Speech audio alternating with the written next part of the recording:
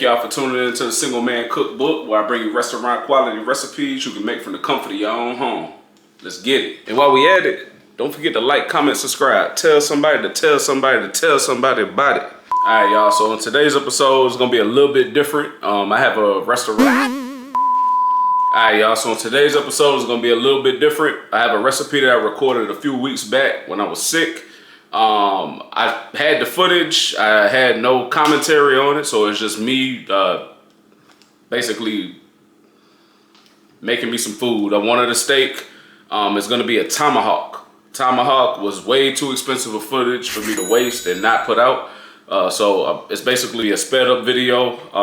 I trimmed about a 31-minute video into around 3 minutes. So that's what you're gonna get today. I'll be detailing every step along the way. That way y'all know what the process is. And what I'll do is I'll actually do a full video recipe of me doing a tomahawk, step by step. For those of y'all who don't know what a tomahawk is, it is a ribeye, but it's like a special cut of the ribeye that has the bone attached, and it gives it the look of a tomahawk. That's where it gets its name from. I'm not sure on the amount of ounces. I know that it's a huge steak to where it can feed 2 people off of. First up, you want to throw your steak on your cutting board. Hit it both sides with olive oil. Hit one side with kosher salt, black pepper, parsley, heavy on the parsley. Worcestershire sauce, then flip that thing, turn it over, hit it with that your favorite steak blend. Me, I like McCormick Montreal steak seasoning. Once you get that steak seasoned up, you want to press all of the corners, make sure it's coated well, and press in all of the flavor. You'll be EA Sports in the game. So next up, you want to get your basting blend together. So I got butter, honey, cognac, steak seasoning, red pepper flakes, rosemary, garlic, minced onion, and you'll put that into a small cast iron skillet. And that's going to be what you're going to use to baste your steak while you're searing both sides. This is a recipe that needs to be cooked fast and at a high temperature. So you're going to constantly be flipping this steak. Right now, what you see me doing is I'm cleaning my Blackstone. I'm making sure I get that oil, that good coat on there. And then I'm going to press that steak on there. If y'all can hear that sizzle, it sounds like...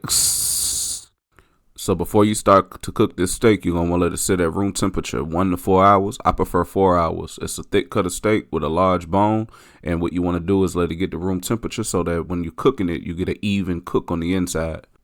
All right, so make sure you put your butter blend over there onto the side. Let that thing heat up. So as your steak is searing, you're going to be flipping this multiple times while it's cooking. You don't want to let it sit on one side too long. What you're doing is you're trying to build a good crust, a good coat on the outside. And what I'll do is I'll continuously flip it and I'll continuously brush it with the blend, as you can see here in a second. Right now what you see is me taking the light out. I was getting some shots for the gram. Make sure you follow me on Instagram as well at the Single Man Cookbook. So what I'm doing here now is I'm finally basting it. I'm getting that good blend on there, that good coat, and it'll just continue to cook. Make sure you're knocking all of that. Since you are cooking with butter at a high temperature, you will get some smoke, so make sure you're cleaning that butter off as you're going. All right, so what I want to cook my steak to is an internal temperature of around 145 to 155.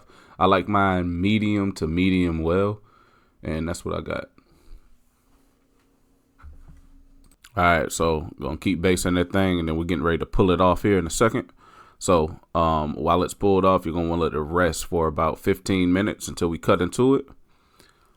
Here next, you can see me getting ready to get that thing cut up for y'all.